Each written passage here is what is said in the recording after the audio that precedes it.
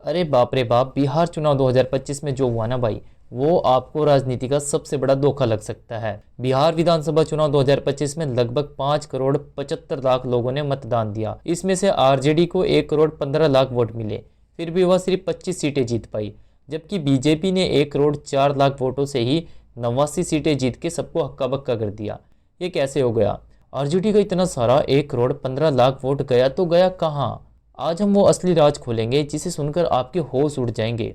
RJD के vote प्रतिशत ज्यादा होने का मतलब ये नहीं कि वह हर जगह बराबर रूप से फैले हुए थे। आरजेडी ने ना कई सीटों पर बहुत बड़े अंतर से जीत हासिल की। मान लीजिए एक सीट जीतने के लिए 50,000 वोट चाहिए थे, लेकिन ना आरजेडी ने वहां 1 लाख वोट पा लिए। नतीजा ये हुआ कि इस सीट पर 50,000 वोट एक तरह से बर्बाद हो गए, क्योंकि 50,000 एक वोट पाने पर भी एक ही सीट मिलती।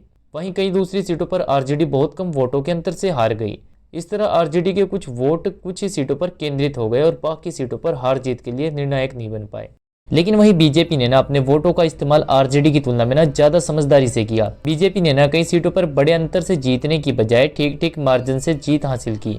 मान लीजिए कि एक सीट जीतने के लिए 50,000 वोट चाहिए थे और बीजेपी ने ना 52,000 वोट पाकर जीत हासिल कर ली। नतीजा ये हुआ कि ना उनके एक्स्ट्रा वोट बहुत कम बर्बाद हुए। उन्होंने अपने वोटों को पूरे राज्य की सीटों पर समान रूप से फैलाया। बीजेपी ने ना जिन सीटों पर अपने ना उम्मीदवार खड़े किए ना, उन पर उनकी जीत का ना प्रतिशत आरजेडी से ना कहीं बेहतर था।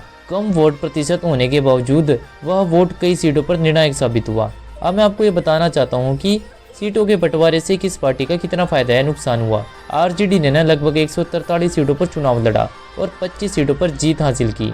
बीजेपी ने ना एनडीए गठबंधन के तहत लगभग 100 सीटों पर चुनाव लड़ा और 89 सीटों पर जीत हासिल की। जेडीयू ने एनडीए गठबंधन के तहत लगभग 105 सीटों पर चुनाव लड़ा और 85 सीटों पर जीत हासिल की। कांग्रेस ने महागठबंधन के तहत लगभग 70 सीटों पर चुनाव लड़ा और 6 सीटों पर जीत हासिल की।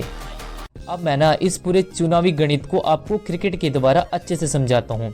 मतलब ना यहाँ गेंद फेंकना सीट पर उम्मीदवार उतारने जैसा है और विकेट लेना मतलब सीट जीत ली। तो आरजेडी ने ना 143 गेंदें फेंकी, लेकिन विकेट सिर्फ 25 ले पाई और वहीं कांग्रेस ने ना 70 गेंदें फेंककर सिर्फ 6 विकेट लिए। मतलब आरजेडी और कांग्रेस की जोड़ी ने मिलकर 213 सीटों पर उम्मीदवार उतारे, लेकिन सिर्फ 31 सीटें ही जीत पाए। वहीं बीजेपी ने ना 100 गेंदें फेंकी और 89 विकेट लिए और जेडीयू ने 105 गेंदें फेंकी और 85 विकेट लिए। मतलब एनडीए के प्रमुख दलों ने ना कम सीटों पर सटीक निशाना लगाया। उनका वोट प्रतिशत भले ही आरजेडी से कम रहा, लेकिन उनका निशाना इतना सटीक था कि उन्होंने कम वोटों पर भी सबसे ज्यादा सीटें जीतकर बहुमत हासिल कर लिया। इन सब के बावजूद आरजेडी ने ना अपनी साख बचा ली। विपक्ष का नेता बनने के लिए 25 सीटें जीतना जरूरी था और आरजेडी ने ना ठीक 25 सीटें जीतकर यह क्राइटेरिया पूरा किया। इसलिए ना तेजस्वी यादव आधिकारिक तौर पर विपक्ष के नेता बन गए हैं। इसलिए दोस्तों, बिहार चुनाव 2025 ने यह दिखा दिया ना कि राजनीति में सिर्फ वोट नहीं बल्कि सटीक रणनीति भी मायने रखती है।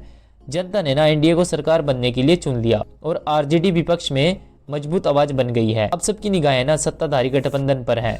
बिहार की जनता ने जो भरोसा दिखाया है, अब देखना यह होगा कि क्या यह सरकार अगले 5 सालों में राज्य में सही मायनों में विकास और बड़ा बदलाव ला पाएगी। अब देखना होगा कि बिहार का भविष्य क्या होगा।